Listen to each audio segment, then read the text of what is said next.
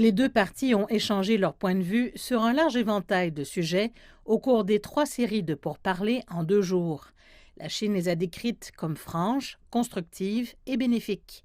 La Chine a souligné ses positions sur plusieurs questions clés.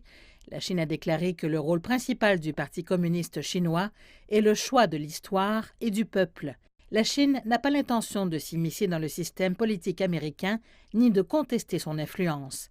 Elle a appelé les États-Unis à bien voir le système politique chinois, sa trajectoire de développement, les stratégies nationales ainsi que son influence dans le monde entier. Sur la question de Taïwan, la Chine a réaffirmé qu'il n'y aurait pas de compromis, affirmant qu'il s'agissait de sa souveraineté et de son intégrité territoriale.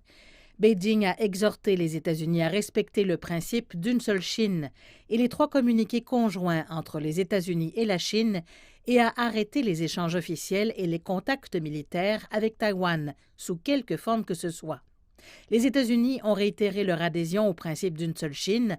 En ce qui concerne la décision récente de la législature chinoise d'améliorer le système électoral dans la région administrative spéciale de Hong Kong, les responsables ont déclaré que les États-Unis devraient respecter la décision et suivre le droit international et les normes fondamentales des relations internationales. Les autorités chinoises ont également fustigé les allégations américaines de génocide au Xinjiang, les qualifiant de plus grands mensonges du siècle. La délégation a déclaré que la porte du Xinjiang était grande ouverte sur le monde et qu'elle n'accepterait aucune enquête au Xinjiang fondée sur des présomptions biaisées et condescendantes. Pour ce qui est des relations bilatérales, la délégation chinoise a déclaré qu'elles devraient être mutuellement bénéfiques plutôt qu'un jeu à somme nulle. La Chine et les États-Unis ne constituent pas nécessairement une menace l'un pour l'autre, mais doivent se faire confiance. Les deux pays peuvent coopérer sur de nombreuses questions telles que la lutte contre la COVID-19, le changement climatique et la reprise économique mondiale.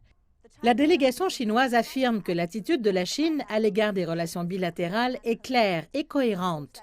Elle espère que les États-Unis rencontreront la Chine à mi-chemin et en particulier que les deux parties devraient respecter les intérêts fondamentaux et les préoccupations majeures de l'autre. C'est sur cette base que la porte du dialogue sera toujours ouverte entre la Chine et les États-Unis.